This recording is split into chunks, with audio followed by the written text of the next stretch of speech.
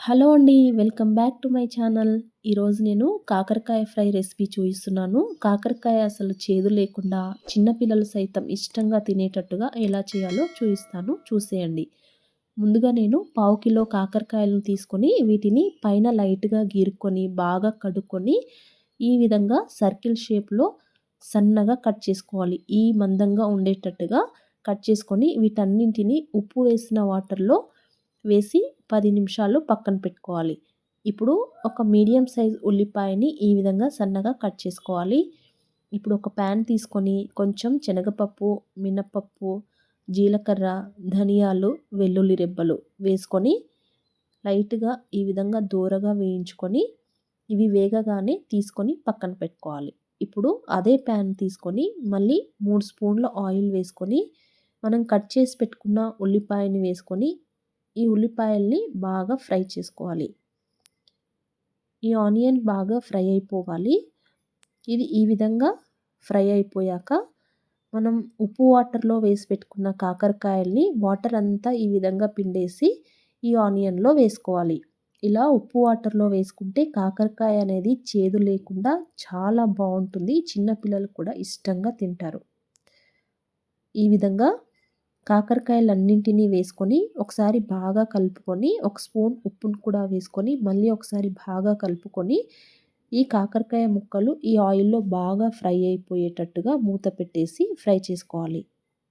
ఇప్పుడు మనం వేయించుకొని పెట్టుకున్న పప్పులని మిక్సీ పట్టుకోవాలి. ఈ విధంగా పౌడర్ చేసుకొని పక్కన పెట్టుకోవాలి.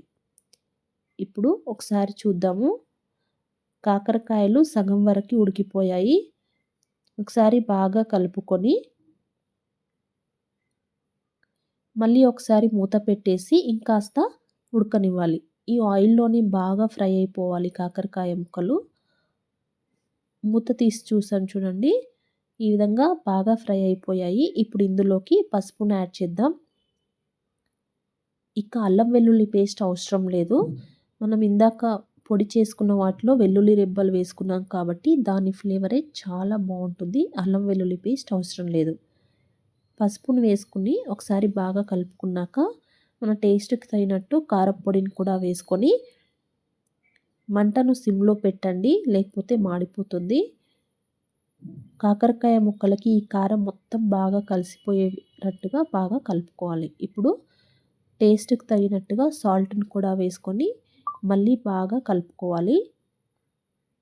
ఇందులోకి కరివేపాకు రెబ్బల్ని కూడా వేసుకొని బాగా ఫ్రై చేయాలి. ఇలా మొత్తం ఫ్రై అయిపోయాక చివరగా మనం ఈ పొడిని వేసుకోవాలి. ఈ కాకరకాయ ఫ్రైకి ఈ పొడినే మెయిన్ ఇంగ్రీడియంట్ అండి. ఈ పొడిని ఇలా ప్రిపేర్ చేసుకొని వేసుకోండి. కాకరకాయకి చాలా టేస్ట్ వస్తుంది. చాలా బావుంటుంది. ఈ వెల్లుల్లి రెబ్బలు వేసాం కదా! దాని ఫ్లేవర్ అనేది చాలా బావుంటుంది. ఇలా మంటను సిమ్‌లో పెట్టేసి ఈ విధంగా కలుపుతూ ఫ్రై చేసుకోవాలి. అంతేనండి. చాలా టేస్టీ అయిన కాకరకాయ ఫ్రై రెడీ. చేదనేది ఉండదు. అన్నంలోకైనా, రోటీస్‌లోకైనా చాలా పర్ఫెక్ట్‌గా ఉంటుంది. చాలా టేస్టీగా ఉంటుంది. మీరు కూడా ట్రై చేయండి. వీడియో నచ్చితే లైక్ చేయండి, షేర్ చేయండి, సబ్స్క్రైబ్ చేయండి.